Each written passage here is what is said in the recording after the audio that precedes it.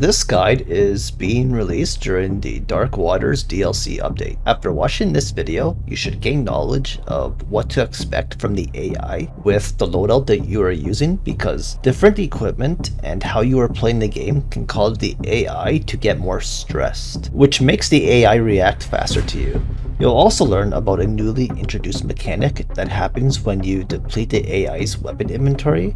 Once you learn these tricks, you'll be better equipped to deal with the suspects, and if you're playing with friends or random people, then you can also pass this knowledge onto them as well to make getting through the map easier and to also help out other people in the community. With that being said, it's hard to play this game perfect every game, but the more experience and knowledge you have, the easier you'll find this game, and the more you'll understand as to what's happening in my S-Rank videos or someone else's videos.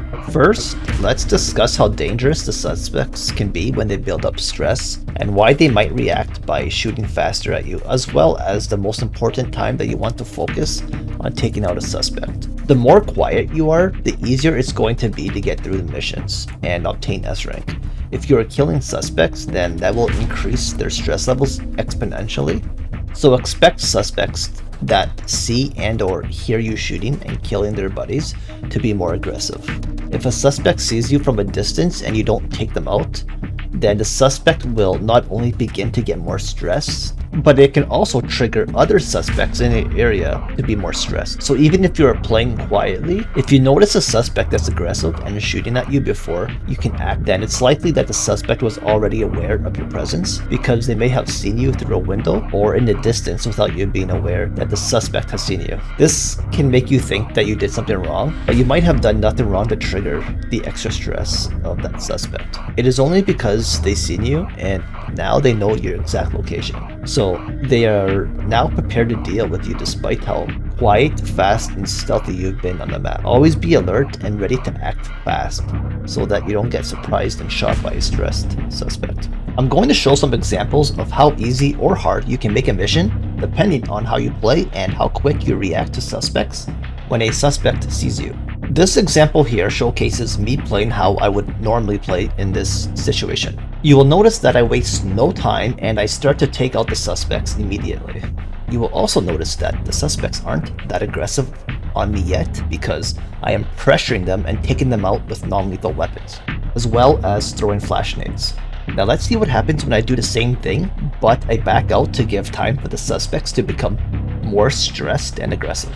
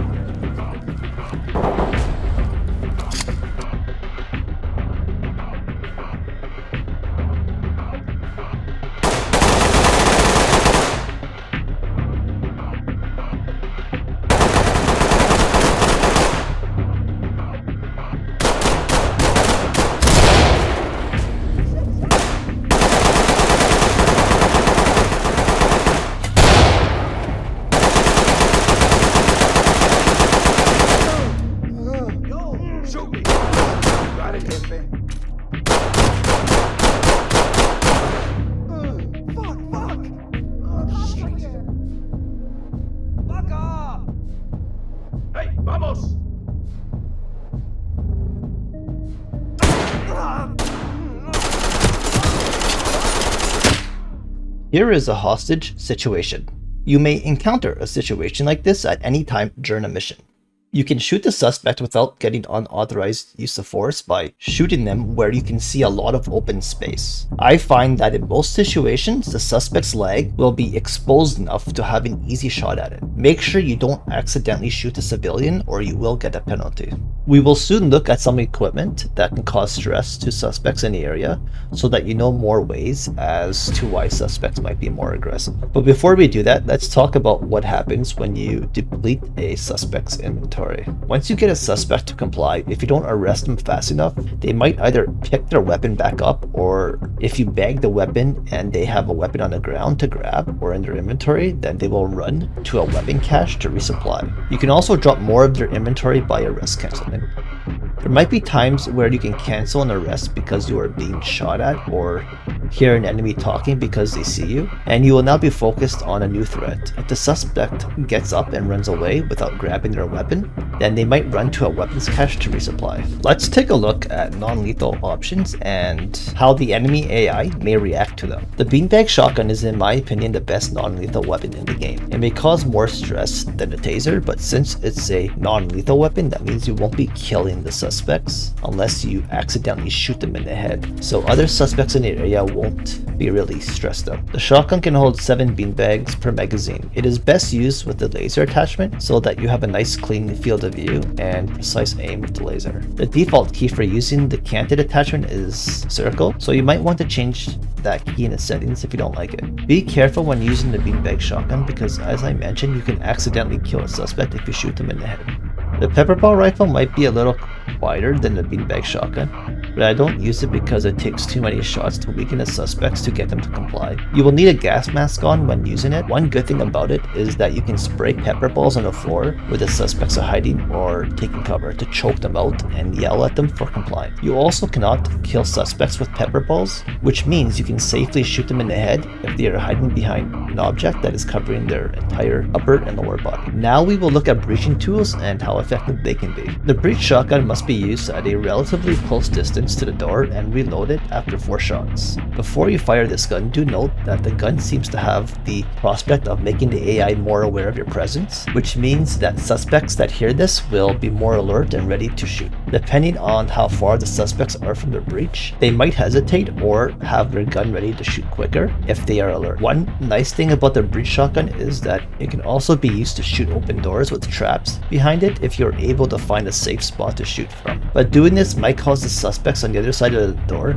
to be more stressed because of the loud explosion. The Battering Ram. Much like the breach shotgun, this breaching tool needs to be deployed up close. While the tool is not very good for solo players, it does have more use for players working together as a team. It seems to be quieter than the breaching shotgun, so that should make suspects less stressed than the breaching shotgun. The cons are that it's slower to use than the breaching shotgun, but on the positive side, you'll never have to worry about reloading it, and it seems to be quieter. There are, however, other options that I like more than this tool.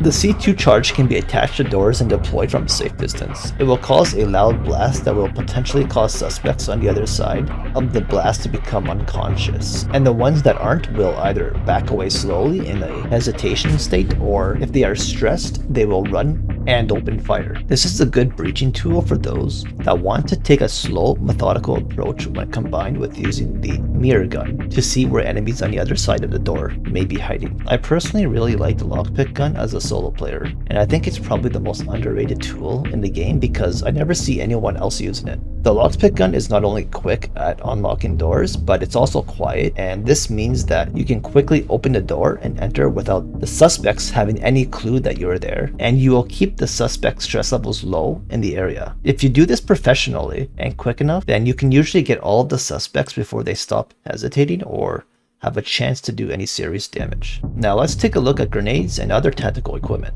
The Stinger grenade has a large blast radius. When this grenade explodes, it will stun any suspects caught in its area of effect.